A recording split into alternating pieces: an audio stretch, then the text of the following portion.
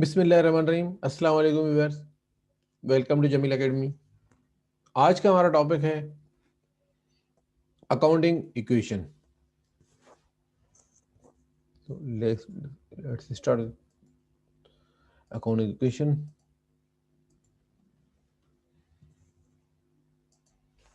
Accounting equation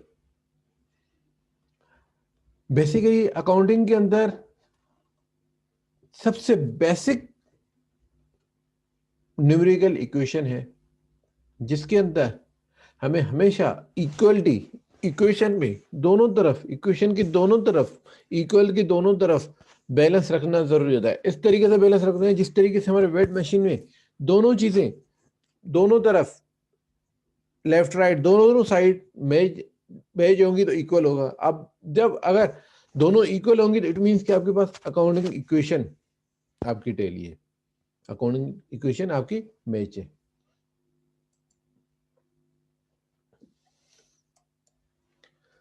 आज हम इसको डिटेल से accounting elements and accounting equation को पढ़ेंगे।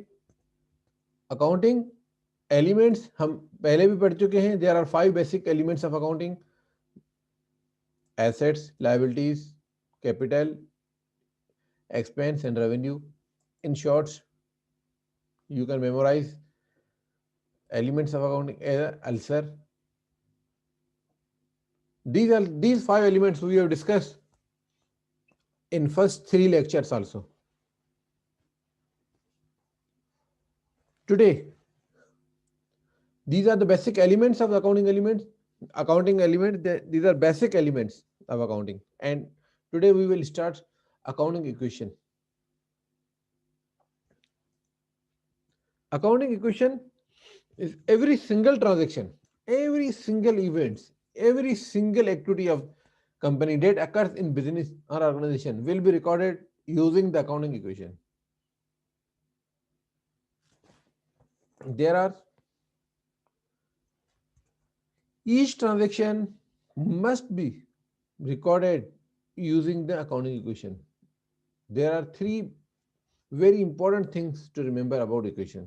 Left side, just like in weight machine we mentioned, जिस तरीके से हमने तराजू में दिखाया, left side is called debit and right side is called credit. Debit and credit जब दोनों इक्वल होंगे, equation must always be equal. Accounting के हिसाब से दोनों इक्वल होंगे तो आपके पास हर चीज बैलेंस है। लेफ्ट साइड को डेबिट कहा जाता है, राइट साइड को क्रेडिट कहा जाता है। अब डेबिट एंड क्रेडिट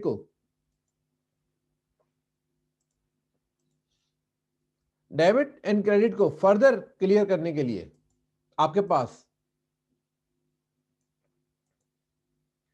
हम आगे डेबिट क्रेडिट के रूल्स वगैरह पढ़ेंगे, उसकी रिकॉर्डिंग पढ़ेंगे, मगर just in equation left side is called debit, right side is called credit.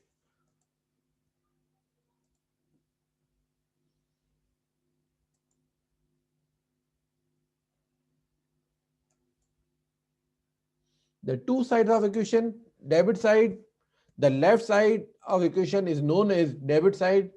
As you can see, the left side of the equation consists of the assets, and credit side, the right side of the equation is known as the credit side. As you can see, the right side of equation consists of liabilities plus owner equity or capital. Now, equality asset weight machine में तराजू के अंदर debit side पे तराजू की तरफ एक तरफ आपके एसेट्स किसके इक्वल हैं? लायबिलिटीज प्लस इक्विटी के। अल्सर के बेसिक 3 एलिमेंट्स के इक्वल है। एसेट्स किसके बराबर है? लायबिलिटीज प्लस इक्विटी की।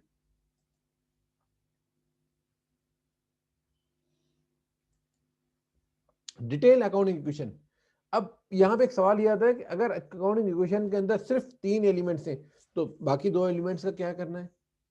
तो डिटेल्ड अकाउंटिंग इक्वेशन इस तरीके से होती है: assets equal to liabilities plus capital. अब जो भी इफेक्ट है, रेवेन्यू जो भी है, वो अल्टीमेट ऑनर की रेस्पॉन्सिबिलिटी है। जो भी एक्सपेंस है वो अल्टीमेट ऑनर की रेस्पॉन्सिबिलिटी है।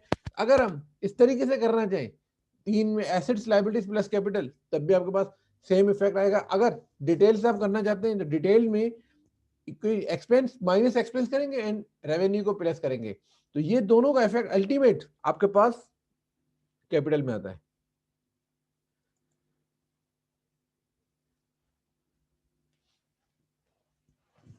कुछ हम एक्टिविटीज को डिस्कस करेंगे और अकाउंटिंग इक्वेशन में रिकॉर्ड करने की कोशिश करेंगे। इसके लिए हमने बेसिक कॉन्सेप्ट के लिए क्वेश्चन दिए हैं ताकि बेसिक चीजें आपको एटलीस्ट समझ में आ जाए।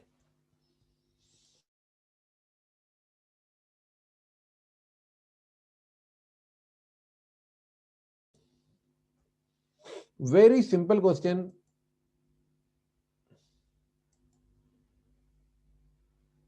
solve the following solve the following using the accounting equation. Number 1, on January 1st 2020 invested 900,000 cash in business.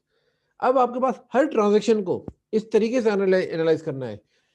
Date हमारे को अल्सर का कोई पार्ट, हमने जो लास्ट लेक्चर के अंदर जो डिटेल ऑफ अल्सर एसेट्स के टाइप्स पढ़े थे, लाइबिलिटीज के टाइप्स पढ़े थे, एक्सपेंसेस के टाइप्स पढ़े थे, रेवेन्यू क्या है, कैपिटल क्या है, अब उनको मद्देनजर रखते हुए हम यहाँ पे हर इक्वेशन को, हर ट्रांजेक्शन को रीड करेंगे और हर ट्रांजेक्शन में कौन कौन से वर्ड हमारे अल्सर का पार्ट है हम उसको आइडेंटिफाई करेंगे और उनको उस पार्ट में यूजिंग दिस कॉन्सेप्ट हम उस पार्ट को इक्वेशन में पुट करेंगे और ये देखेंगे कि हमारी इक्वेशन टैली है नहीं है। अगर टैली है तो वेल एंड गुड, अदरवाइज अगर टैली नहीं है इट मीन्स कि हमारी इक्वेशन में कुछ एरर्स है।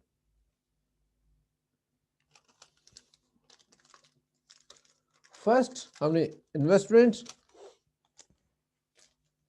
January 1st 2020 invested rupees 900,000 cash in bank in business. 4 January purchase furniture for rupees 50,000 cash. Purchase merchandise 15,000 on account. On account means आपने उधार में परचेज किया है। क्रेडिट ट्रांजेक्शन्स पहले वाली कैश ट्रांजेक्शन है, ये credit transaction types of transaction आपके वीडियो नंबर लेक्चर नंबर 1 में फर्स्ट अकाउंटिंग डेफिनेशन के साथ हमने टाइप्स ऑफ ट्रांजेक्शन्स को डिस्कस किया था। फोर्थ नंबर आपके पास है 12 जनवरी को, 12 January 2020 purchase equipment for rupees 40,000 on account, 40,000 का इक्विपमेंट परचेज किया उधार पे। 20 January payment supplier against purchase of merchandise rupees 15,000, 15,000 rupees जो आपने सप्लायर से जो मर्चेंडाइज परचेज किए थे 8 जनवरी को, उसको आपने 20 जनवरी को 15,000 रुपीज आपने पे कर दिए। 16 को आपने 21 जनवरी 2020 goods costing rupees 5,000, goods costing rupees 5,000 sold for cash rupees 15,000। 5,000 की चीज आपने परचेज की थी, उसको आपने 12,000 रुपीज में सेल किए। 23 जनवरी को विड्रॉ कैश बाय प्रोप्राइटर, जो ऑनर था जिसका कैपिटल था वो बिजनेस से पैसे निकाल रहा है फॉर पर्सनल यूज के लिए फॉर रुपीज 20,000 रुपीज वो बिजनेस से लेकर जा रहा है। अब हम यहाँ पे डिस्कस करेंगे सबसे पहले अकाउंटिंग इक्वेशन क्या है। अकाउंटिंग इक्वेशन है assets is equal to liabilities plus capital minus expense plus revenue.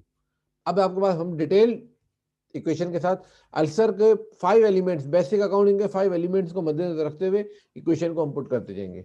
अब सबसे पहले first of all we need to discuss on January 1st 2020 invested rupees 900,000 cash in a business। अब हमें lecture number 3 को revise करते हुए हमने अल्सर के किसी भी पार्ट में ये नहीं पढ़ा था कि कोई डेट या कोई अमाउंट, कोई अल्सर का किसी भी कोई भी पार्ट है 900,000 9 लाख रुपए एसेट भी हो सकता है, लाइबिलिटीज भी हो सकती है, कैपिटल भी हो सकता है, कोई भी चीज अमाउंट हो सकता है। मगर अब यहां पे क्या है इसकी नेचर, इस चीज को आइडेंटिफाई करेंगे। Investment by honour is called capital. Capital की डेफिनेशन को रिकॉल करें, एसेट्स कैपिटल के ऑनर के बेसिक इन्वेस्टमेंट को कैपिटल कहा जाता है। नंबर सेकंड, नो 900,000 अब कैपिटल है। अदर हैंड कैश आपके पास एसेट था, asset current assets, current assets का पार्ट आपके पास एसेट्स के अंदर करंट एसेट्स आपके 9 लाख रुपए। अब वो 9 लाख रुपए आपको मद्देनजर रखते हुए 900,000 आपके पास कैश है और एसेट से इन कैपिटल 900,000 है। ये आपके पास एक एक्टिविटी है। इस एक्टिविटी को हमने रिकॉर्ड करना है किसमें? अकाउंटिंग इक्वेशन पे। अकाउंटिंग इक्वेशन क्या चीज है? Accounting assets is equal to liabilities plus capital plus revenue. अब आप यहां पे जरा केयरफुली ये देखें कि क्या हमारे पास एसेट्स, अब यहां पे हमारे पास एक तो एसेट्स है 900,000 कैश एंड कैपिटल है आपके पास 900,000। ट्रांजेक्शन के अंदर कोई चीज ना लायबिलिटीज की बात आ रही है, ना एक्सपेंस की बात आ रही है, ना ही रेवेन्यू की बात आ रही है। अब आपके पास यहाँ पे इक्वेशन में, इक्वेशन हमारे पास है, अब इसके अंदर हम वैल्यू पुट करेंगे।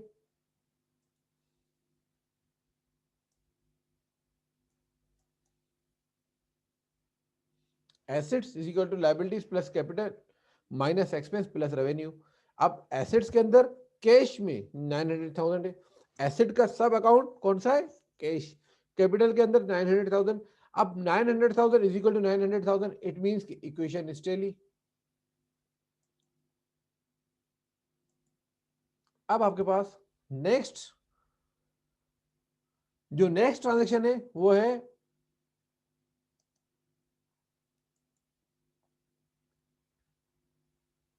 नेक्स्ट ट्रांजेक्शन थी आपके पास 4 जनवरी को, परचेज फर्नीचर फॉर ₹50,000। अब इनको आइडेंटिफाई करना है, परचेज कर रहे हैं, खरीद रहे हैं, खरीद रहे हैं, क्या खरीद रहे हैं? फर्नीचर खरीद रहे हैं, फर्नीचर खरीद रहे हैं। फर्नीचर खरीदने से आपके पास आप क्या खरीद रहे हैं? फर्नीचर। फर्नीचर की नेचर क्या है? फर्नीचर की नेचर क्या है? एसेट। कौन सा asset? Current asset, non current asset? Non current assets. For ₹50,000, 50,000 रुपए का फर्नीचर ले रहे हैं। अब उसके बदले क्या पे कर रहे हैं? उसके बदले कैश पे कर रहे हैं। कितना कैश है? 50,000 रुपीज। कैश की नेचर क्या है? एसेट। अब आप एक एसेट परचेज करें, दूसरा एसेट उनको पे कर रहे हैं। अब इसका मकसद, एक एसेट आपका इंक्रीज हो रहा है, दूसरा एसेट आपका डिक्रीज हो रहा है। एसेट्स के अंदर आपका एक एसेट कैश आपका डिक्रीज हो रहा है, फर्नीचर आपका इंक्रीज हो रहा है। अब अदर एंड आपके पास इक्वेशन के दूसरे पार्ट पे कोई चेंजेस नहीं हो रही। हमने रेड कलर से जो हाईलाइट किया हुआ है इस ट्रांजेक्शन से, इससे पहले प्रीवियस ट्रांजेक्शन बैकअप होते रहेंगी। Third number transaction, on January 8 purchase merchandise. Purchase किया क्या? मर्चेंडाइज, इन्वेंट्री परचेज की है फॉर ₹15,000। 15,000 रुपए की इन्वेंट्री परचेज की है ऑन अकाउंट। इन्वेंट्री की नेचर क्या है? Assets, current assets. अगर आपको करंट एसेट्स का लास्ट वीडियो लेक्चर आप देखिएगा, उसके अंदर आपके पास पूरे डिटेल से एक्सपेंसेस, एसेट्स, लायबिलिटीज, एक एक current assets, non current assets, current liabilities, non current liabilities, सब चीजें यहाँ पर डिफाइन विद एग्जांपल से।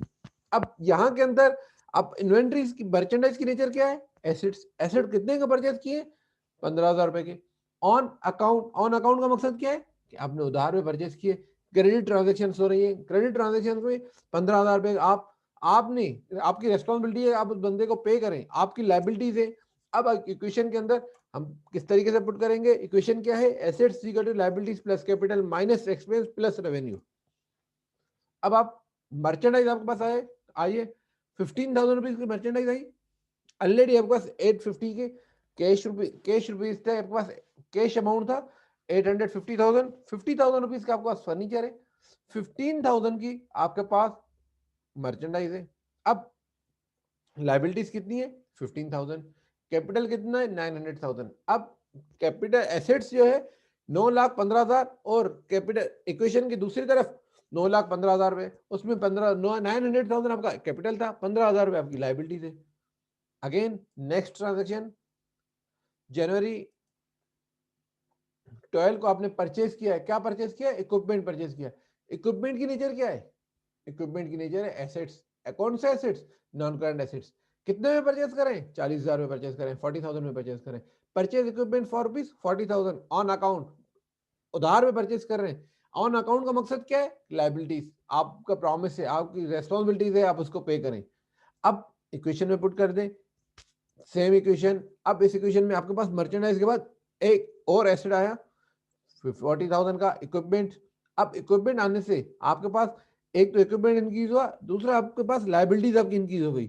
लाइबिलिटीज इंक्रीज हो गई, 15,000 पहले थी, 40,000 और इसमें ऐड हो गई, 55,000 रुपीज हो गई। अब कैश 850,000 का हो गया, फर्नीचर 50,000 के, इन्वेंट्री 15,000 रुपए की, इक्विपमेंट 40,000 रुपए। अब सबको दोनों तरफ अगर आप कैलकुलेट करेंगे तो 9,55,000 रुपीज डेबिट क्रेडिट इक्वेशन के दोनों तरफ, लेफ्ट राइट दोनों तरफ आपके इक्वल है। अब इसको फर्दर नेक्स्ट ट्रांजेक्शन में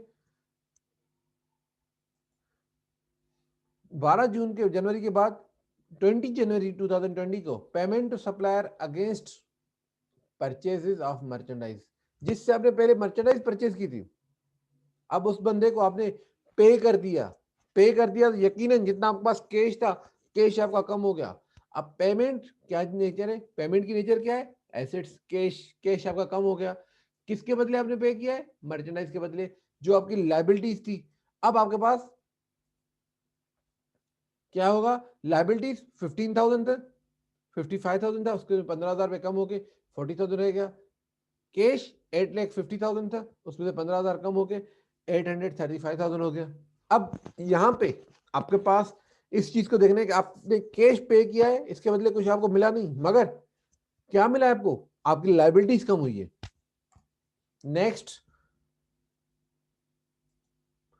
अगर 21st को goods costing rupees 500,000, goods costing, goods inventory जिसकी वैल्यू 5,000 रुपीज है, sold for cash. Sold is a second form of sales, sale is a part of अल्सर में सेल्स रेवेन्यू का part, cash assets, costing expenses, goods assets. कितने में cell किए हैं, 12,000 में, 5,000 रुपए की आपने खरीदे थे, आपके पास उसकी कॉस्टिंग 5,000 रुपीज है, आपने सेल कितने में किया है, 12,000 रुपए में। अब सेल्स, सोल्ड जो है वो रेवेन्यू है, सेल्स का सेकंड फॉर्म है। कैश है आपके पास, एसेट्स। अब आप इक्वेशन पुट करेंगे,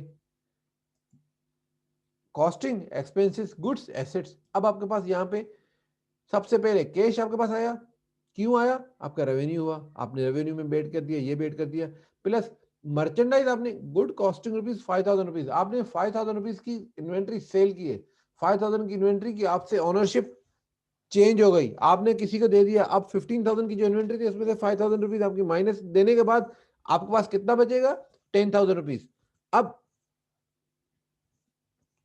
जो 5,000 रुपीज की इन्वेंट्री आपने दे दी है वो आपके पास, अब वो आपका रेवेन्यू एक्सपेंस हो गया। क्योंकि अगर आपके पास टाइप्स ऑफ एक्सपेंसेस में जो हमने पढ़ा था, तो रेवेन्यू एक्सपेंडिचर वो होता है जो आप जितने भी एक्सपेंस आप ट्रेडिंग के लिए करते हैं, जो बिजनेस के लिए करते हैं, जो नॉर्मल बिजनेस ऑपरेशन करने के लिए, अगर ये इन्वेंट्री नहीं परचेज करते, मर्चेंडाइज नहीं होती, तो आपका रेवेन्यू भी नहीं होता, कस्टमर आके वापस चला जाता।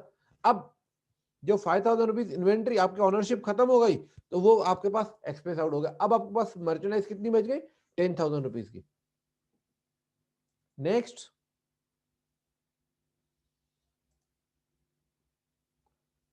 on January 23rd 2020, withdrew